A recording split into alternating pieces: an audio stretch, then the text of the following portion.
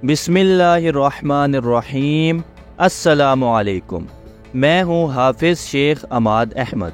आप देख रहे हैं इस्लामिक इन्फो।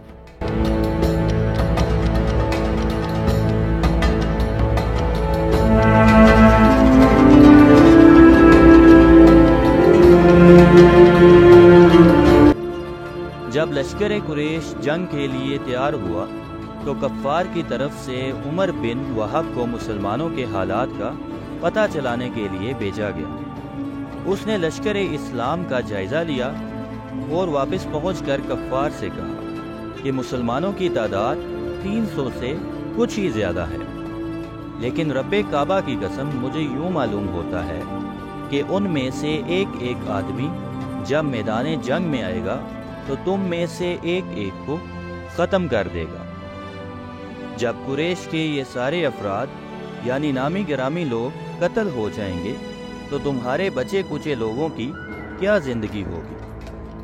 उमर बिन वहब की बात सुनकर हकीम बिन हज़ाम, जो कि बाद में मुसलमान भी हो गए थे, उतबा बिन रबिया के पास गया और उससे कहा कि तुम कुरैश के बुजुर्गों में से हो, तुम वो काम कर सकते हो कि जिसकी वजह से जब तक दुनिया कायम रहे तुम्हारा जिक्र खैर बाकी रहेगा। उतबा ने पूछा, आखिर वो ऐसा कौन सा काम है? हकीम बिन हज़ाम, मेरा मशवरा है कि तुम अपने खलीफ उमर बिन अल-हज़रमी का खून बहा अदा कर दो। इस तरह ये लड़ाई टल जाएगी, क्योंकि हमारी कौम का उसके सिवा मोहम्मद सल्लल्लाहु अलैहि वसल्लम के साथ कोई झगड़ा नहीं है। चूँकि उतबा बिन रबिया भी मामला फहम और दूर अंदेश शख्स था, इसलिए उसने इस मशवरे को कबूल किया और एक ऊँट पर सवार होकर लश्कर कफ़ार के दरमियान पहुँचा और उनसे मुखातिब होकर कहने लगा, ऐ लोगों, मेरी बात गौर से सुनो।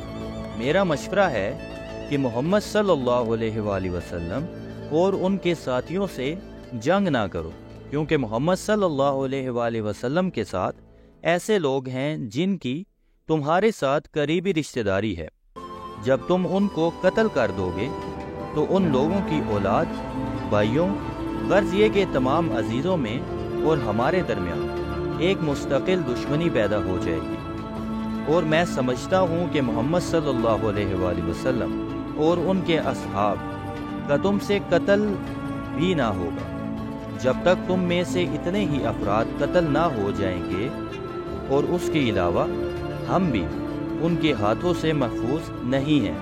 मैं जानता हूँ कि तुम्हारा मकसद उमर बिन हज़रमी के कत्ल का इंतकाम और वो थोड़ा सा माल जो बतन नखला में छिन गया था उसका बदला लेना है। इसलिए मैं इब्ने हज़रमी के खून बहा और उस माल का जो ज़ाया हुआ ज़िम्मा लेता हूँ। इस पर अबू जहल को जब उतबा बिन रबिया की बात मालूम हुई तो उसने ताना देते हुए कहा कि उतबा ये बात इसलिए कह रहा है कि इसका बेटा मुसलमान हो चुका है और मोहम्मद सल्लल्लाहु अलैहि वसल्लम के लश्कर में शामिल है। उसे अपने बेटे हज़ीफ़ा का कत्ल गिरा मालूम हो रहा है। रब्बे काबा की कसम, हम उस वक्त तक नहीं लौटेंगे जब तक अल्लाह ताला हमारे और मोहम्मद सल्लल्लाहु अलैहि वसल्लम के दरमियान दो टोक फैसला ना कर दे। उतबा तो बुज़दिली की वजह से ऐसी बात कर रहा है।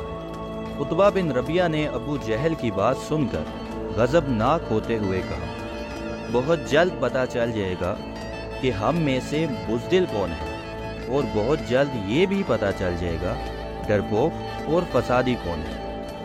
इसके बाद अबू जहल ने उमर बिन अल-हज़रमी के भाई आमिर बिन अल-हज़रमी को बुलवाया और उससे कहा, ये तेरा हलीफ उतबा बिन रबिया लोगों को वापस लेकर जाना चाहता है और बुज़दिली का मुज़ाहिरा कर रहा है। जब तेरे भाई के खून का बदला तेरी आंखों के सामने है तो उठ और कुरैश से वादा वफा करने का मुतालबा कर और उनको अपने भाई का कत्ल याद दिलवा।